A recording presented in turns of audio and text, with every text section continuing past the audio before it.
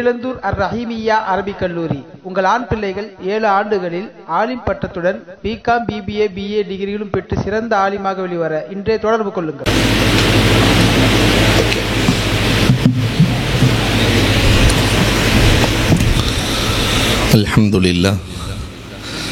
அல்ஹம்துலில்லாஹி ரப்பில் ஆலமீன் வஸ்ஸலாத்து வஸ்ஸலாமு அலா சய்யிதில் முர்சலீன் வ அலா ஆலிஹி வ அஸ்ஹாபிஹி அஜ்மஈன். قال الله تعالى في القرآن العظيم والفرقان المجيد بعد أعوذ بالله من الشيطان الرجيم بسم الله الرحمن الرحيم ألم يجدك يتيما فآوى وقال النبي صلى الله عليه وسلم أنا وكافل اليتيم كهاتين أو كما قال عليه الصلاة والسلام. صدق الله مولانا العظيم وصدق رسوله النبي الكريم ونحن على ذلك من الشاهدين والشاكرين والحمد لله رب العالمين. புகழ் அனைத்தும் அல்லாஹ் ஒருவனுக்கே. சாந்தியும் சமாதானமும் கண்மணி ரசூலுல்லாஹி ஸல்லல்லாஹு அலைஹி வஸல்லம் அவர்களின் மீதும் அவர்களை பின்பற்றிய உத்தம சத்திய சஹாபாக்கள், தாபஈன்கள், தபஅத் தாபஈன்கள், சுஹதாக்கள், சாலிஹீன்கள், நாதாக்கள், நல்லவர்கள், குறிப்பாக நம் அனைவரின் மீதும் அல்லாஹுவின் சாந்தியும் சமாதானமும் என்றென்றும் நின்று நிலவட்டுமாகுக. மிக அற்புதமாக ஏற்பாடு செய்யப்பட்டிருக்கிற இந்த நிகழ்ச்சியினுடைய தகுதிமிக்க தலைவர் எங்களது ஆசிரியர் பெருந்தகை, தமிழகத்தின் தாய்க்கல்லூரியாம் ஜாமியால் பாக்கியாத்து சாலிஹாத்தினுடைய தகுதிமிக்க முதல்வர் ஹசரத் கிபிலா அவர்களுக்கும், முன்னிலை வகிக்கிற சமூகத்தின் முன்னோடிகள், வாழ்த்துரை வழங்கிய உலமா பெருமக்கள், இந்த நிகழ்வை அற்புதமாக நெறிப்படுத்தி கொண்டிருக்கிற இதனுடைய முதல்வர், யதீம்கானாவின் முதல்வர் முகமது இஸ்மாயில் தாவூதி ஹசரத் அவர்கள், இதை திறம்பட நடத்தி கொண்டிருக்கிற கண்ணியத்திற்குரிய ஹாஜியார் அவர்களினுடைய புதல்வர்கள் முகமது யாசர், இதை போல கண்ணியத்திற்குரிய லுக்மான் ஹாஜி, ஆஷிக் ஹாஜி, லுக்மான் ஹாஜி அவர்களுடைய தாயார், சகோதரி, அத்துணை பேர்களுக்கும் இஸ்லாத்தின் காணிக்கையான வருகை தந்திருக்கிற ஆன்றோர்கள், சான்றோர்கள், உங்கள் அனைவருக்கும் இஸ்லாத்தின் காணிக்கையான சலாத்தினை பதிலை எதிர்பார்த்து சொன்னவனாக என் வார்த்தைகளை துவக்குகிறேன். அஸ்ஸலாமு அலைக்கும் வரஹ்மத்துல்லாஹி தஆலா வ பரகாத்துஹு. அல்லாஹ் ரப்புல் ஆலமீன் இந்த நிகழ்வை கபூல் செய்வானாக. இங்கு ஓதப்பட்டிருக்கிற இந்த வருடம் முழுக்க ஓதப்பட்டிருக்கிற நன்மைகளை எல்லாம் ஜாஃபர் அலி ஹாஜியார் அவர்களினுடைய கபருக்கு அல்லாஹ் சேர்த்தருள்வானாக. நானும் யத்தீம்களை நேசிப்பவர்களும் 2 விரல்களை காட்டி ரசூல் இப்படி என்றார்கள், ரசூலோடு ஒன்றாக இருக்கிற பாக்கியத்தை நசீபாக்குவானாக என்று துஆ செய்தவனாக ஒரு சில செய்திகளை மட்டும் உங்களோடு நான் பகிர்ந்து கொள்ள ஆசைப்படுகிறேன். இந்த மதரசாக்களில் என்ன போதிக்கப்படுகிறது என்றால் ஒரு 10 விஷயங்கள் தான் இங்கு போதிக்கப்படும். எது வாஜிப், எது ஔஜப், எது அஜீப், எது அஜப், எது குருப், எது அக்ரப், எது சாப், எது அஸ்அப், எது ஃபضل, எது அஃலல். இதை மட்டும் உங்களோடு நான் சொல்லிக்கொண்டு எனது ஆசிரியருக்கு இடமளித்து அமர நான் ஆசைப்படுகிறேன். அன்பிற்குரியவர்களே, எது அவசியம், எது மிக அவசியம் என்றால் இபாதத் அவசியம். மனிதனுக்கு அல்லாஹ் ரப்பல் ஆலமீன் வமா கலக்துல் ஜின்ன வல் இன்ஸ இல்லா லியஅபுதூன், மனித வர்க்கங்களையும் ஜின் வர்க்கங்களையும் வணங்குவதற்காகவே படைக்கப்பட்டிருக்கிறது என்கிறான் அல்லாஹ். அவசியம் இபாதத். அந்த இபாதத்திலும் தொழுகை. காரணம், படைப்பின் அமைப்பே 4 விதம் தான். சில படைப்புகள் நின்று கொண்டே இருக்கும் மரங்களைப் போல, சில படைப்புகள் உட்கார்ந்தே இருக்கும் மலைகளைப் போல, சில படைப்புகள் ருக்குயிலேயே இருக்கும் மாடுகளைப் போல, சில படைப்புகள் சுஜூதிலேயே இருக்கும் புழுப்பூச்சிகளைப் போல. மரத்தால் சுஜூது செய்ய முடியாது, மழையால் நிற்க முடியாது. ஆனால் இந்த நான்கையும் சேர்த்து செய்கிற அமைப்பு மனிதனுக்கு மட்டும் சொந்தம். நினைத்தால் நிற்கலாம், நினைத்தால் குனியலாம், நினைத்தால் படுக்கலாம், நினைத்தால் உட்காரலாம். அதனால் தான் தொழுகையில் நான்கை அல்லாஹ் ஃபர்லாக்கி இருக்கிறான். நிற்பது, குனிவது, படுப்பது, உட்காருவது ஃபர்ல். காரணம் 4 நிலைகளில் நன்றி செலுத்த வேண்டும் என்பதற்காக. அப்ப இபாதத் அவசியம். அந்த இபாதத் போதிக்கப்படுகிற இடம் இந்த இடம். எல்லா வணக்க வழிபாடுகளும். ஆனால் இன்றைக்கு சமூகத்தில் தொழுகையின் நிலை எப்படி இருக்கிறது? பள்ளிவாசலுக்கு நேராக வீடு, பள்ளிவாசலுக்கு நேரா வீடு. அவர் ஒரு நாள் கூட தொழ வருவதில்லை. அவர் வளர்க்கிற ஆடு மாடெல்லாம் பள்ளிக்கு வருகிறது புல்லு சாப்பிடுறதுக்காக. ஒரு நாள் மோதினார் முடிச்சு கட்டி வச்சிட்டார். வேகமா வந்தார். மோதினார்ட்ட வந்து சொல்றார், வாயில்லா ஜீவன் தெரியாம வந்துருச்சு. நான் என்னைக்காவது வந்திருக்கேனா? நான் என்னைக்காவது பள்ளிக்கு வந்திருக்கேனா? அது வாயில்லா ஜீவன் தெரியாம வந்துருச்சுங்கிற. அப்ப பள்ளியின் தொடர்பு மிக குறைவாக இருக்கிறது. இந்த சமூகத்தை பள்ளியின் தொடர்புள்ள சமூகமாக மாற்றுகிற வேலையை மதரசாக்கள் பார்க்கிறது. இபாதத் அவசியம் என்றால் எது மிக அவசியம்? இரண்டாவது, பாவத்தை விடுவது மிக அவசியம். இதைத்தான் இந்த மதரசாக்கள் சமூகத்திற்கு எடுத்துச் செல்கிறது. பாவம். இன்றைக்கு சமூகத்தில் பாவங்கள் கொட்டி கிடக்கிறது. வட்டி என்ற பாவம் இன்றைக்கு சர்வசாதாரணமாக. வட்டி இல்லாமல் வணிகம் இல்லை, வணிகம் இல்லாமல் வாழ்க்கை இல்லை. அத்தியாவசியத்தை தூக்குங்க, வட்டி இல்லாம வாழ்க்கையே இல்லை என்கிற நிலைக்கு இன்றைக்கு சமூகம் தள்ளப்பட்டிருக்கிறது. ஒரு பக்கம் பாவங்கள், அதுவும் இந்த 2000ற்கு பிறகு இணையதளம் வந்ததற்கு பிறகு பாவத்தின் உற்பத்தி அதிகமாக இருக்கிறது இல்லையா? எல்லாத்தையும் இணையதளம் வந்ததற்கு பிறகு இந்த சமூகம் மறந்து விட்டது. எல்லாம் மறந்து போச்சு. 4 இமாம் பேர் என்னன்னு கேட்டா இந்த சமுதாயத்தில் ஒரு ஆளுக்கும் தெரியல. அபூ ஹனீஃபா ரஹ்மத்துல்லாஹி என்னன்னு தெரியல. ஒரே ஒரு இமாம் தான், கூகுள் ரஹ்மத்துல்லாஹி சொல்லுங்க, எல்லாத்துக்கும் புரியுது. அது ரஹ்மத்துல்லாஹா லானத்துல்லாஹா அல்லாஹ்வுக்கு தான் தெரியும். அப்ப பாவங்கள், பெருமை, பொறாமை, காமம் போன்ற பாவங்கள் அதிகரித்திருக்கிறது. அதிலிருந்து தவிர்த்து கொள்வதற்கான வழிகள், அதிலும் குறிப்பாக குடும்பத்திற்குள் இந்த தொலைக்காட்சியும் தொலைபேசியும் வந்ததற்கு பிறகு குடும்பங்களில் நிறைய சிக்கல்கள் வந்திருக்கிறது. ஆதம் அலைஹிஸ்ஸலாம் காலத்திலிருந்து சண்டை இல்லாத வீடு இல்லை இல்லையா? சண்டை இல்லாத வீடு இல்லை, கத்தி இல்லாத வீடு இல்லைங்கிற மாதிரி. அப்ப சண்டை இல்லாத வீடு இல்லை அன்பிற்குரியவர்களே. ஆனா நாம பார்த்த சண்டையெல்லாம் எப்படி இருக்கும்னா 80ஸ்ல மருமக தகப்பனாருக்கு கடிதம் எழுதும். மாமியா அப்படி பேசுறாங்க, எங்க நாத்தனா இப்படி பேசுறாங்க, அதனால அத்தா வேகமா வந்து எங்களை கூட்டிட்டு போங்கத்தா. இந்த கடிதம் போய் சேர்றதுக்கு ஒரு 3-4 நாள், அவர் வந்து சேர்றதுக்கு ஒரு 3-4 நாள், ஒரு வாரம் கழிச்சு வருவார். வந்து பார்த்தா புருஷனும் பொண்டாட்டி ஒன்னா உட்காந்து பேசிட்டு இருப்பாங்க. அந்த அம்மாவே மகளே கேட்கும், என்னத்தா சொல்லிக்காம வந்துட்டீங்க? அடக்கழுத நீ தானே போன வாரம் கடிதம் போட்ட, சொல்லிக்காம வந்துட்டேங்கிற.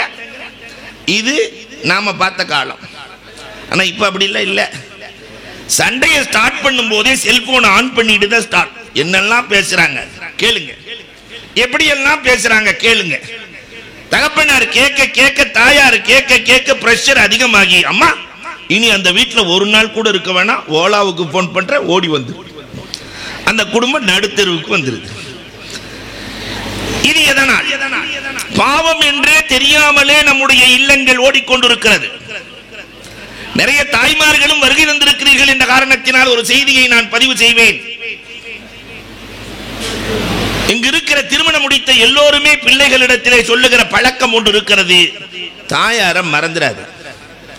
வாழ்க்கையில 10 மாசம் சுமந்து பெத்தவடா, அவளை வாழ்க்கையில மறந்துடக்கூடாதுடா என்று சொல்லாத தகப்பன் இல்லை. எல்லா தகப்பனும் பிள்ளைகளுக்கு சொல்லுகிற அறிவுரையில் முதல் அறிவுரை, தன் தாயாரை பற்றி. ஆனால் தாயார் என்றைக்காவது தகப்பனை பற்றி அறிவுரை சொல்லி இருக்கிறோமா பிள்ளைகளிடத்தில்? நாம சின்ன பிள்ளையா இருக்கும் போதெல்லாம் சொல்லுவாங்க, டேய் நான் 10 மாசம் சுமந்து பெத்தவ, உண்மைதான் 10 மாசம் உன்னை சுமந்தண்டா, ஆனா உன் தகப்பனாரு என்னையும் உன்னையும் தலையில சுமந்துகிட்டு இருக்கிறாரா.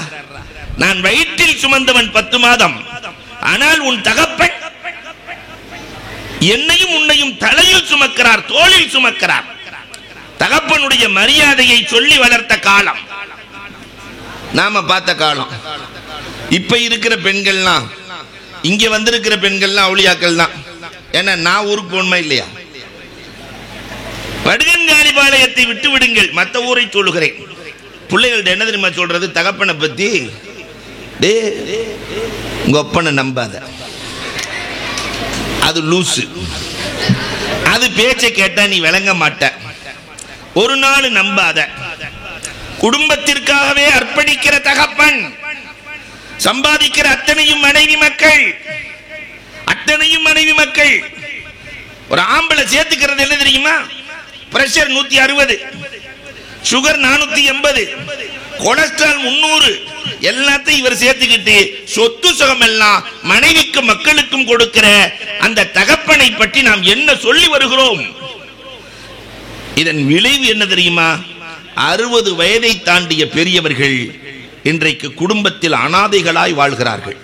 பக்கத்தில் உட்கார்ந்து பேசுகிற பிள்ளைகள் இல்லை. தகப்பனார் முன்னாடி உட்கார்ந்து நீங்க வாழ்க்கையில் பட்ட தழும்புகள் என்ன, கஷ்டங்கள் என்ன, எப்படி முன்னேறினீர்கள்? இன்னைக்கு இருக்கிற பிள்ளைகள் தகப்பனுக்கு ஒன்றும் தெரியாது என்று நினைக்கிற பிள்ளைகள் உருவாக்கி வருகிறார்கள். 50 வயசுல உனக்கு மண்டையில மூளை இல்லையாடான்னு தகப்பன் கேட்பாரு. புள்ள அமைதியா போன காலம் நாம பார்த்த காலம். இன்னைக்கு 5 வயசு பிள்ளைய சொல்ல முடியல, அவன் மண்டையில மூளை இல்லைன்னு சொல்லி பாருங்க, கணக்கு போட்டு பார்க்கலாமாங்குது, பார்க்கலாமாங்குது இல்லையா? அப்ப பெரியவர்களை மதித்த கடைசி தலைமுறை நாம் தான். பெரியவர்களை மதித்த கடைசி தலைமுறை இன்றைக்கு சர்வசாதாரணமாக, இது பாவம் என்றே தெரியாமல் பெற்றோர்களிடத்திலே மோதுகிற, பெற்றோர்களை கலங்கப்படுத்துகிற, பெற்றோர்களை அசிங்கப்படுத்துகிற இந்த பாவம் அரங்கேறிக் கொண்டிருக்கிற இந்த சூழலில் பெற்றோரை மதித்து அவர் நடந்த வழியில் நாங்களும் நடப்போம் என்று முயற்சித்திருக்கிறார்களே, உண்மையில் பாராட்டுக்குரியவர்கள் இந்த பிள்ளைகள். அல்லாஹ் ரப்பல் ஆலமீன் இவர்களின் வாழ்க்கையை கபூல் செய்வானாக. அல்லாஹ் இவர்களினுடைய நாட்டத்தை நிறைவேற்றி தருவானாக. அப்ப பாவத்தை விடுவது மிக அவசியம். ஏது ஆச்சரியம் தெரியுமா? இந்த உலகம் ஆச்சரியமானது, இந்த உலகம் ஆச்சரியமானது. காரணம், அல்லாஹ் ரப்பல் ஆலமீன் வைத்திருக்கிற எல்லாம் இந்த உலகத்தில் ஆச்சரியம்தான். ஒவ்வொருவரும் ஒவ்வொரு விதமாக நடித்துக் கொண்டிருக்கிறார்கள் இந்த உலகத்திலே. இந்த ஆச்சரியத்திலே பெரிய வித்தியாசம் என்ன தெரியுமா? அன்பிற்குரியவர்களே, டேட் ஆஃப் பர்த் சொன்ன அல்லாஹ் டேட் ஆஃப் டெத் சொன்னானா? கொஞ்சம் யோசிச்சு பாருங்க. டேட் ஆஃப் பர்த் எல்லாத்துக்கும் தெரியும், டேட் ஆஃப் டெத் தெரிஞ்சுன்னா என்ன தெரியுமா? ஹாஜியார் என்ன 3 நாள் தான் இருக்கா, போறீங்களா? அவர் அன்னைக்கே போயிடுவார், 3 நாளா தாங்க மாட்டார். அல்லாஹ் ரப்பல் ஆலமீன் இந்த உலகத்தை ஆச்சரியமாக படைத்திருக்கிறான். எத்தனையோ மரணங்களை இந்த உலகத்திலே கண்டிருக்கிறோம், ஆனால் அதை பற்றி கவலைப்படாமலேயே வாழ்ந்து கொண்டிருக்கிறோம். ஒரு 5-6 இளைஞர்கள் திருப்பூரில் இருந்து சென்னைக்கு புறப்படுகிறார்கள். நல்ல டிராவல்ஸ், கல்லடா டிக்கெட் எடுத்து போயிட்டு இருக்கிறாங்க. போகிற வழியில் ஒரு வண்டி, அந்த வண்டி டீ குடிப்பதற்காக நிற்கிறது, தேநீர் அருந்துவதற்காக இடைநிறுத்தம். இந்த இளைஞர்கள் டீ குடிச்சுட்டு இருக்கும்போது வண்டி கிளம்பிடுச்சு. உடனே ஒரு இளைஞன் சொன்னாடே, நம்ம வண்டி கிளம்பிச்சு, சீக்கிரம் வாங்கடாங்கிறான். இவன் எடுத்திருக்கிற டிக்கெட் வெறும் 1000 ரூபாய் டிக்கெட். ஆனா அந்த வண்டி வந்து 2.5 கோடி ரூபா. நம்ம வண்டி கிளம்பிருச்சுங்க. அவன் வண்டியா அது? அவன் வண்டியா? 1000 ரூபாய்க்கு டிக்கெட் எடுத்துட்டு நம்ம வண்டி கிளம்பிருச்சுங்கிறான்.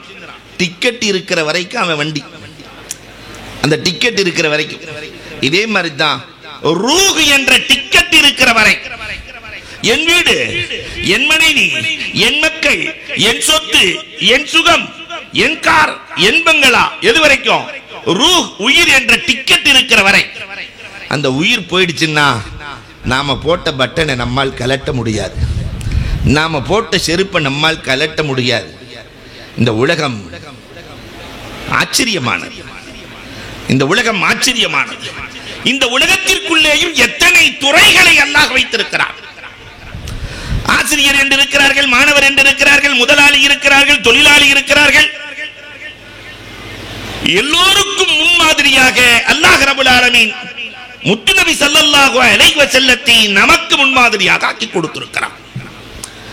அந்த பாடங்கள் தான் பெருமானார் எப்படி நடந்தார்கள், ஒரு ஆசிரியராக இந்த உம்மத்திற்கு என்னவெல்லாம் போதித்தார்கள் என்பது சொல்லிக் கொடுக்கப்படுகிற இடம் இந்த இடம் இல்லையா? நம்ம சமூகத்தில் இருக்கிற கல்லூரி மாதிரிலாம் இல்ல, அங்க பணி உண்டா என்னன்றே தெரியாது.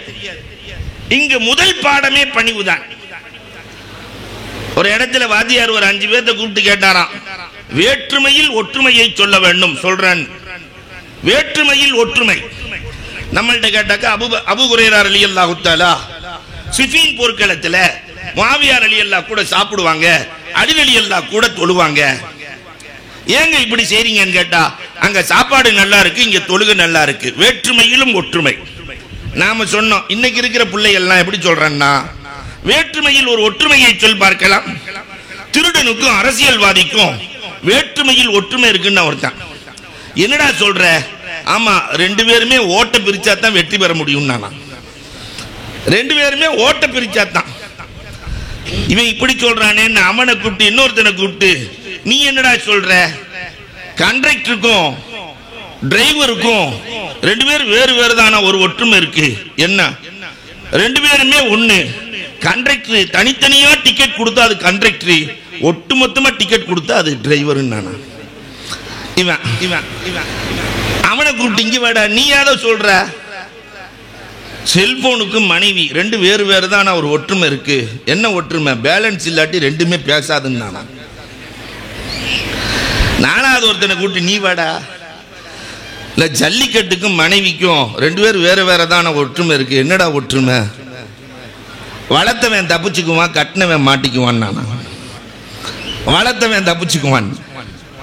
கடைசியில் ஒருத்தன் சொன்னானா, கடவுளுக்கும் மருத்துவருக்கும் 2 பேர் வேற வேற தான், ஒரு ஒற்றுமை இருக்குன்னானா. என்ன? கடவுளுக்கு பிடிக்கலன்னா மருத்துவர்கிட்ட அனுப்பிச்சுடுவாரு, மருத்துவருக்கு பிடிக்கலன்னா கடவுள்கிட்ட அனுப்பிச்சுடுவாருன்னு.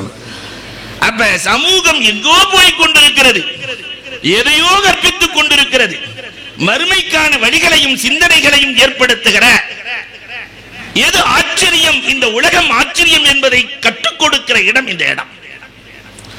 எது மிக ஆச்சரியம் தெரியுமா? உலகத்தின் மீது பேராசை. நிறைய பேர் நினைத்துக் கொண்டார்கள், துன்யா இருந்தால், காசு பணம் இருந்தால் நிம்மதி கிடைத்துவிடும் என்று நிறைய பேர் நினைக்கிறார்கள். காசு பணத்தால் நிம்மதியை கொடுக்கவே முடியாது என்று மதரசாக்கள் சொல்கிறது. காசு பணத்தால் நிம்மதி கண்டிப்பா வராது. நபீன ஈசா அலைஹிஸ்ஸலாத்தினுடைய வரலாறு சான்று. ஈசா அலைஹிஸ்ஸலாம் பாலைவனத்தில் அப்படி குச்சியை வச்சு குத்திக்கிட்டே போறாங்க அடையாளத்துக்காக. பார்த்தா ஒரு இடத்துல டன் டண்டு சத்தம் வந்துச்சு. அங்க தோண்டுனா ஒரு சின்ன தங்க கோடம், அதுக்குள்ள தங்க காசு. நாம இருந்தா என்ன செஞ்சிருப்போம்? அல்ஹம்துலில்லாஹ், நம்ம லைஃபே முடிஞ்சு செட்டில் ஆயிட்டோம்.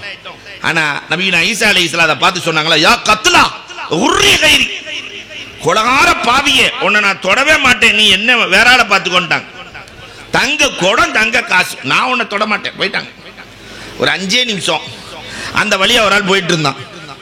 பார்த்தா தங்க குடம் தங்க காசு எப்படி இருக்கும்? அல்ஹம்துலில்லாஹ்னு எடுத்துட்டான். எடுக்கிறத இன்னொருத்தன் பார்த்துட்டான். டே மாப்பிள்ள, நானும் பார்த்துட்டேன்னா, எனக்கும் கொடுத்தா ஆகணும்னா. வேற வழி இல்லை.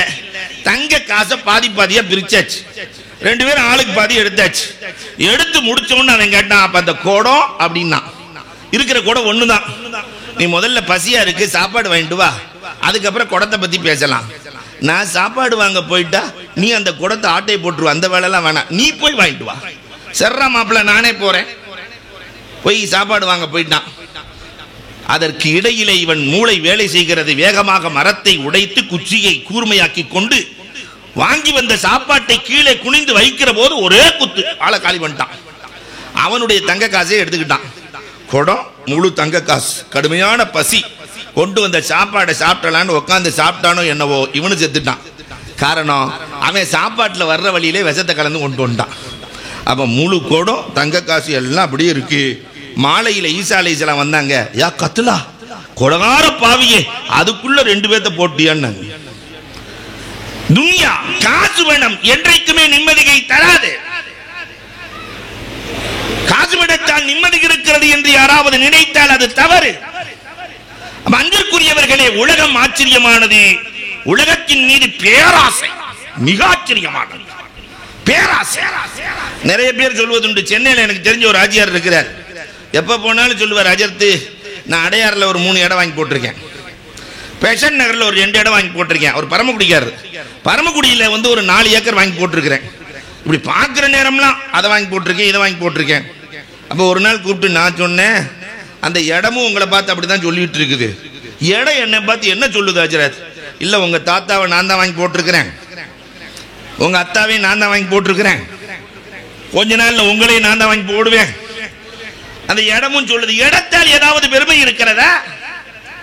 அன்பிற்குரியவர்களை எண்ணி பார்க்க வேண்டும். எந்த பெருமையும் இல்லை. உலகம் ஆச்சரியம் என்றால் உலகத்தின் மீது பேராசை. இன்றைக்கு அதிகரித்திருக்கிற காலத்தில் பேராசை கூடாது என்ற பாடம் சொல்லிக் கொடுக்கிற இடம் மதரசாக்கள். எது நெருக்கம்? 5வது, எது நெருக்கம்? கியாமத்தினால் நெருங்கி விட்டது. ஏன்னா ரசூலுல்லாஹ் வஃபாத் ஆகி விட்டார்கள், கியாமத்து நெருங்கி விட்டது. எது மிக நெருக்கம்? மரணம் மிக நெருக்கமாக இருக்கிறது. யாருக்கு எப்பொழுது மரணம் என்று யாரும் சொல்ல முடியாது இல்லையா? கொரோனாக்கு முன்னாடி எல்லாம் போன் பண்ண அஜர்த்து நல்லா இருக்கிறீங்களான்னு கேட்பாங்க. இப்ப கொரோனாக்கு பின்னாடி அப்படி எல்லாம் இல்ல, அஜர்த்து இருக்கிறீங்களான்னு கேட்கிறாங்க. கொரோனா அவ்வளவு பெரிய வேலையை செஞ்சு வச்சிருக்குது. மரணம், உலகத்திலே மரணத்தை ஜெயித்தவர்கள் யாராவது இருக்கிறார்களா? காசு பணத்தால் மரணத்தை ஜெயிக்க முடியும் என்றிருந்தால் காரூன் இறந்திருக்க கூடாது. ஆட்சி அதிகாரத்தால் மரணத்தை ஜெயிக்க முடியும் என்றிருந்தால் சுலைமான் அலைஹிஸ்ஸலாம் இறந்திருக்க கூடாது. வீரத்தால் மரணத்தை ஜெயிக்க முடியும் என்றிருந்தால் அம்ர் இப்னு உத்து போன்ற 1000 வீரர்களுக்கு சமமான வீரர்கள் இறந்திருக்க கூடாது. மருத்துவத்தால் மரணத்தை ஜெயிக்க முடியும் என்றிருந்தால் மருத்துவத்தை உருவாக்கிய ஜாலினூஸ், திக்கியானூஸ் போன்றவர்கள் இறந்திருக்க கூடாது. ரஹ்மத்தால் மரணத்தை ஜெயிக்க முடியும் என்றிருந்தால் ரஹ்மத்துல்லில் ஆலமீன் கண்மணி நாயகம் இறந்திருக்க கூடாது. உலகத்தில் மரணத்தை ஜெயித்தவர்கள் யாரும் இல்லை. அதனால் மரணம் மிக நெருக்கமாக இருக்கிறது. மரணத்திற்கு முன்பதாகவே நீங்கள் செய்ய வேண்டிய அமல்களை செய்து கொள்ளுங்கள் என்று சொல்லுகிற அற்புதமான இடம், தளம் இந்த மதரசா. 7வதாக எது கஷ்டம் தெரியுமா? கபரின் வாழ்க்கை கஷ்டமானது. கபருடைய வாழ்க்கை கஷ்டம். ஏன்னா தனியா போய் உட்கார போறோம். கபருக்குள்ள போகும்போது யாராவது கூட்டிட்டு போக முடியுமா? எங்க அத்தா எனக்கு ரொம்ப பிடிக்கும், என் மகன் எனக்கு ரொம்ப பிடிக்கும், என் மனைவி எனக்கு ரொம்ப பிடிக்கும்னு கபருக்குள்ள கூட்டு போக முடியுமா? கபரின் வாழ்க்கை தனியாக இருக்க போகிறோம், கஷ்டமானது. 8வது அத்தஹாபு பிலா ஸாத், கபருக்கு செல்லுகிற போது எந்த அமலுமே இல்லாமல் கபருக்கு செல்வது மிக கஷ்டமானது. அப்ப கபரிலே ஒரு மனிதனுக்கு நன்மையை சேர்க்கிற அமல் அது எதுன்னு யோசிச்சு பார்த்தாரு நம்ம ஜாஃபர் அலி ஆஜியாரு. இந்த யத்தீம்களும் குர்ஆன் ஓதுறதுங்கிறத கரெக்டா கண்டுபிடிச்சு வச்சுக்கிட்டார். இங்கு ஏறத்தாழ 23 பேர் 25 பேர் ஓதுகிறார்கள் என்றால், இப்சு ஓதுகிறார்கள் என்றால், குர்ஆனை பொறுத்தவரை எழுத்துக்குத்தான் நன்மை. ஒரு எழுத்துக்கு 10 நன்மை. காலையில எல்லா இப்சு மதரசாக்கள்லையும் பழக்கம் என்னன்னா, காலையில 4 மணிக்கு எழுப்புவாங்க, இரவு 10 மணிக்கு படுப்பார்கள். இப்ப 4ல இருந்து 10 மணின்னு சொன்னா எத்தனை மணி நேரம் ஆச்சு? 18 மணி நேரம். காலையில 4க்கு எந்திரிச்சு ராத்திரி 10க்கு படுத்தா 18 மணி நேரம். 18 மணி நேரத்துல 8 மணி நேரத்தை விட்டுருவோம். குடிப்பதற்காக, தூங்குவதற்காக, சாப்பிடுவதற்காக, எல்லாம் குளிக்கிறதுக்காக எல்லாம் விட்டுட்டாலும் 10 மணி நேரம் ஓதுகிறார்கள். 1 மணி நேரத்துக்கு 3 ஜுசு ஓதலாம். எழுத்து வடிவத்தில் 1 மணி நேரத்துக்கு 3 ஜுசு. அப்ப 10 மணி நேரத்துக்கு எத்தனை ஜுசு? நீங்க தான் சொல்லணும். 30 ஜுசு. எழுத்து வடிவத்தில் ஒவ்வொருவரும் ஒரு குர்ஆன் முடிக்கிறார். அப்ப 23 பேர் 25 பேர் என்றால் எழுத்து வடிவத்தில் ஒவ்வொரு நாளும் 25 குர்ஆன் முடிக்கப்படுகிறது. அதனுடைய நன்மை உரிமையாளருக்கு சேர்க்கப்படுகிறது. இதை விட சிறப்பு உலகத்தில் என்ன இருக்க முடியும்? அல்லாஹு அக்பர். அன்பிற்குரியவர்களே, அதிலும் எத்தீம்கள் ஓதினார் அளவிலா நன்மை. அற்புதமான ஏற்பாட்டை செய்திருக்கிறார்கள். அல்லாஹ் கபூல் செய்தருள வேண்டும். அப்ப கஷ்டம் எது தெரியுமா? மிக கஷ்டம். அத்தஹாபு பில் அஸாத். அதனால நாமும் ரமலான் வரப்போகிறது. நிறைய அமல்கள், நாளை மறுமை, நீண்ட மறுமை. அதற்கான அமல்களை இப்பொழுதே தயார் செய்து கொள்ள வேண்டும். இப்பொழுதே தயார் செய்ய வேண்டும். ரமலான் வரப்போகிறது.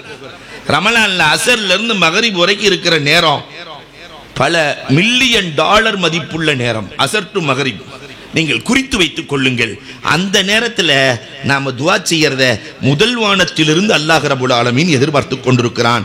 ஆனா இந்த சமுதாயம் அல்லாஹ் கேட்கிற நேரத்தில் உனக்கு என்ன வேணும் என்ன வேணும்னு கேட்கிறான். நம்மால் எனக்கு வடை வேணும் சமோசா வேணுங்கிறது இல்லையா? அந்த நேரம் ஃபுல்லா தான் வடைக்கும் சமோசாவுக்கும் போராடுகிற நேரம்.